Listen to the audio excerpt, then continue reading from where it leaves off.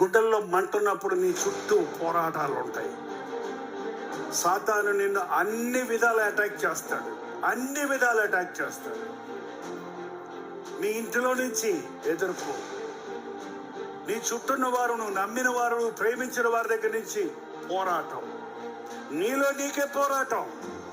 నీ శరీరంలో అనారోగ్యం, నీ ఆర్థికమైన విషయాల్లో లోట్లు, పోరాటాలు, నీ కుటుంబ సమస్యలు అన్నీ పోరాడుతున్నాయి. ఎందుకంటే వాళ్ళేదో పాపం చేశారు అందుకే అని అనుకుంటారు సాధారణంగా.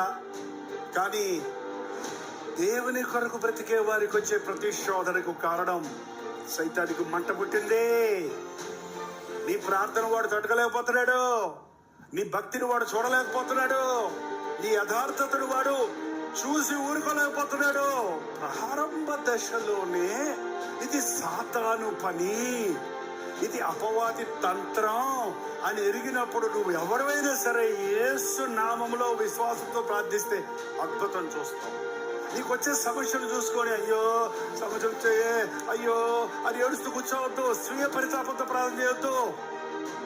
యేసు నామములో నీకోసం చదువుతుంటే నాకు ఎందుకు అడగబెడతావు? గద్దించాడు నుండి బైబిల్లో యేసయ్య అప్పుడప్పుడు చాడించు, గద్దించు, అపవాదిని ఎదిరించు.